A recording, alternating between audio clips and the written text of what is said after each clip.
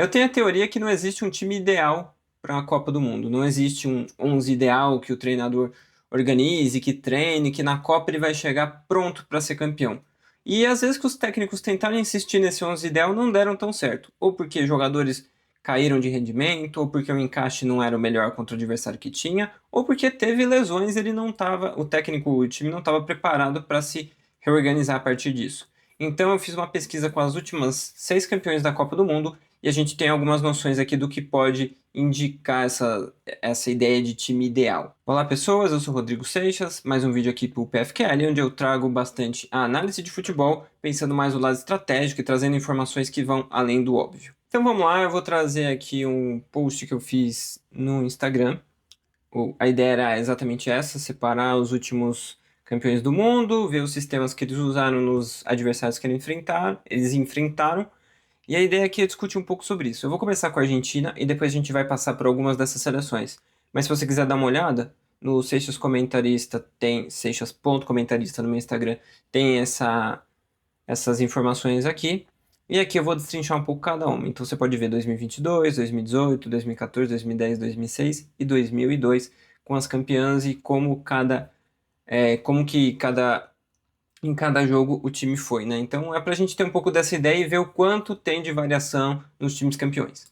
Quando a gente olha na Copa de 2022, eu não separei todos os sistemas, mas a Argentina começa a competição em 4-4-2, joga 4-4-2 também contra o México, depois 4-3-3 contra a Polônia e a Austrália. Só que daí vem a Holanda, e a Holanda jogava com 3 zagueiros e o Lionel Scaloni achou que era interessante para ele repetir um pouco essa história de 3 zagueiros, e ele foi com uma Argentina diferente, né? Aqui, ó, 3 zagueiros, o Messi e o Julián Álvares na frente, ele usou uma outra estratégia e também funcionou muito bem. Daí depois, na semifinal, ele voltou para o 4-4-2, com o Julián Álvares e o Messi aqui na frente, e na final, ele colocou o Di Maria no time, né? Daí ele fez um trio com o Messi, o Di Maria um de cada lado, e o Julián Álvares no meio quando ele enfrentou a França. E deu certo nos 3 casos, né? Então mostra como ele não foi com um time 100% fechado, ele trocava jogadores do time titular e do reserva, além do que ele mudava sistema, né? E eu acho que muito das vantagens e das coisas que deram certo para a Argentina ser campeã tem a ver com isso. Tanto que o Di Maria faz um gol na final, justamente por ele estar jogando, obviamente, né? E por ele estar naquele posicionamento de 4-3-3. Tudo isso ajudou demais a Argentina na última Copa, e essa mudança de sistema foi essencial para a Argentina ser campeã. Daí a gente vem para 2014 e tem isso aqui, ó, todos os jogos 4-3-3. O que que isso indica? Que a Alemanha tinha muito mais claro uma ideia de jogo e fazia valer ela em todos os jogos. Certo, tudo bem, a ideia não era trocar sistema, porém mudou bastante jogador, né? Aqui você pega a Argélia, né, que é um jogo que a Argélia conseguiu ir bem nesse jogo, né, e a Alemanha teve dificuldade. Nesse jogo você tinha o Mustafi aqui na lateral direita, o Philipp Lahm no meio de campo, o Ozil na direita, o Götze na esquerda e o Thomas Müller no centro do ataque. Só que o Thomas Müller com mais característica de falso 9. Né, o Lahm mais organizador, mais no meio de campo, enfim.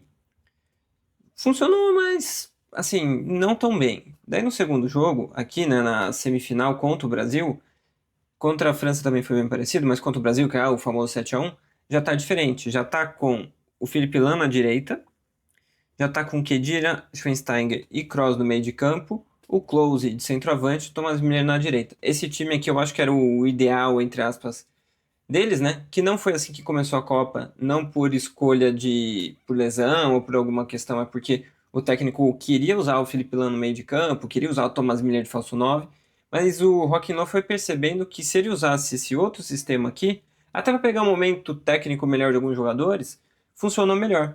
E ele foi com esse time.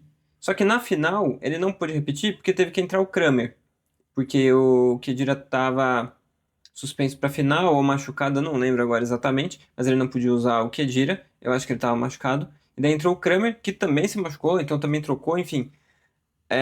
Algumas mudanças são obrigatórias, né? Você acaba tendo que mudar por causa de lesão, por causa de suspensão, e esse é o caso da final, mas você vê como o técnico da Alemanha, Joachim Löw, não ficou preso ao 11 ideal dele ali, ou entre aspas, o 11 que ele achava mais relevante. Tanto que o Götze vai para a reserva, mas ele ainda acaba fazendo o gol, né? Então, ter essa identificação de jogadores que podem entrar e sair do time por momento técnico também faz diferença quando você está numa Copa do Mundo.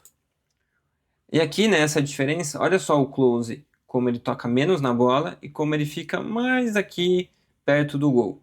E como o Thomas Müller sai muito mais, olha como ele se movimenta muito mais, toca bastante aqui, aqui mais do que no centro da área, mas também no centro da área. Então é um atacante que sai muito, se mexe muito.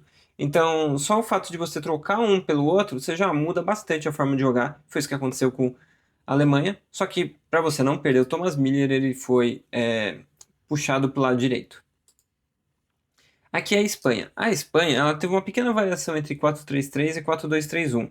Mas esse mapinha aqui de movimentação fica bem claro o que o programinha do SofaScore define como diferente, né? Nesse jogo aqui, que é o jogo contra a Alemanha, ele identifica um 4-3-3. E daí você vê aqui, ó, o 6, o 7 e o 18. O 6 é o Iniesta, o 7 é o Davi Villa e o 18 é o Pedro, que está aqui. Na verdade, eles começaram de um posicionamento, depois trocou, então fica um pouco diferente aqui, mas enfim. Tem os três aqui bem próximos, os três mais ou menos na mesma linha ofensiva, né? Nesse jogo não, nesse jogo você tem mais destacado aqui na frente o Davi Villa e os outros três mais para cá, né? O Iniesta, o Xavi e o Pedro. E como esses três estão mais próximos, dentro do programinha ali ele entende como um 4-2-3-1 e aqui um 4-3-3. Por mais que na média, se você for analisar os dois, eles estão muito bem parecidos, né? Mas aí é uma variação que tem a ver mais com o adversário que a seleção está enfrentando e as dinâmicas que aquele jogo vai proporcionar, do que necessariamente uma variação muito grande do modelo de jogo da equipe. E claro, tem outras mudanças que vão acontecer no jogo, né? O Fábricas vai entrar na final e vai ser importante na jogada do gol. Durante a competição também teve mudanças, teve jogo que jogou o Fernando Torres, teve jogo que jogaram outros atacantes, então também teve uma mudança de alguns jogadores. E aqui não tá também, mas o Jesus Navas vai entrar na final e também vai ser bem importante para ajudar a construir a jogada de ataque do gol da Espanha. Então, as mudanças dentro dos jogos também são muito importantes, né? Então, entender os momentos das partidas, os momentos para você colocar outros jogadores para poder evoluir o time também. E agora, uma coisa que é bem importante é você seguir o canal, tanto o meu canal, que é o do Rodrigo Seixas, como o canal aqui do PFQL. A gente tá com essa parceria, fazendo vídeo juntos, tá saindo em collab nos dois canais. E se você gosta de vídeos como esse, ou como outros que tem aqui no canal, mais para essa parte de análise, eu aconselho você a seguir a gente. E agora voltando para as seleções, essa daqui é uma coisa que gerou muita discussão ali na internet, muita gente falando que o Brasil jogou a Copa inteira com três zagueiros e na verdade não jogou. Por mais que fossem os mesmos jogadores, tinha uma variação que o time podia fazer de acordo com o que o Felipão queria. Na verdade, o Brasil ele tinha muito claro esses três jogadores aqui, né? O Rivaldo, o Ronaldo e o Ronaldinho, para ser os jogadores mais decisivos do time, né, para concluir as jogadas. Tanto que quando você olha o mapa de posicionamento do time, o 9, 10 e 11, 9, 10 e 11 está sempre muito avançado. Aqui nesse jogo ainda não tinha entrado o Kleberson, que vai ser extremamente importante para o time. Né? O Juninho Paulista estava jogando, mas depois entra o Kleberson, que passa a ser esse quarto jogador de ataque da equipe. Né? Antes era o Juninho, depois virou o Kleberson. Mas era um time que ficava bem dividido sobre defensores e atacantes. E os posicionamentos da defesa, eles eram bem definidos de acordo com o que o ataque adversário ia fazer. E na época, tinha bastante time que jogava com dois zagueiros. Então, qual que era a estratégia? Era usar três zagueiros, um deles marcando cada um dos atacantes e um outro na sobra. Só que contra a Bélgica jogava no 4-3-3 e só tinha um centroavante.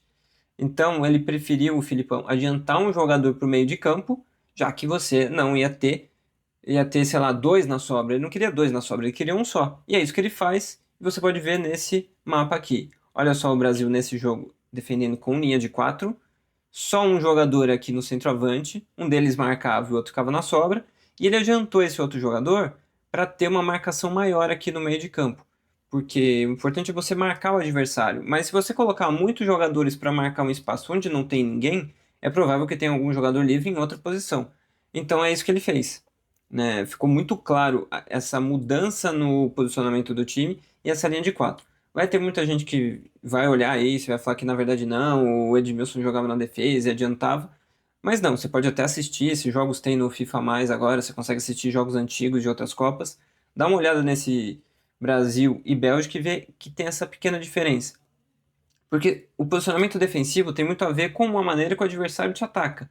E o Filipão entendeu que nesse jogo não fazia sentido ter três zagueiros.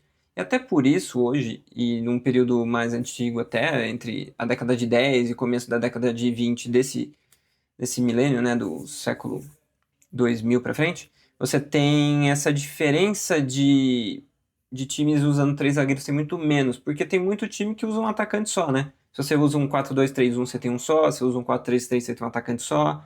Então não adianta, ou de acordo com essa lógica, né? A lógica de ter sobra, não adianta você jogar com três defensores, sendo que vai ter dois homens livres.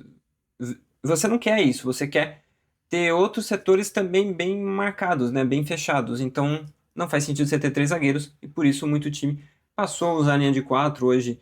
Até tem alguns times usando linha de três com outros objetivos, mas um dos motivos da extinção, entre aspas, da linha de três tem a ver com isso também.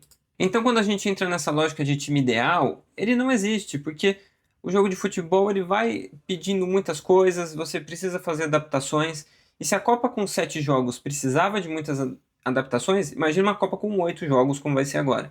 Então, os motivos para você trocar um time, né?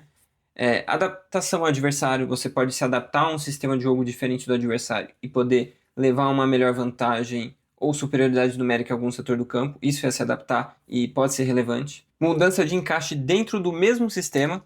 Então, sei lá, você tem um jogo que você vai jogar com os mesmos jogadores, mesmo sistema tático, mas você vai fazer umas mudanças diferentes para você encaixar de acordo com o adversário. Então, o ponta direita, em vez de ele voltar marcando pelo lado, ele volta marcando por dentro, porque naquele jogo é mais importante que ele marque ali, ou o contrário.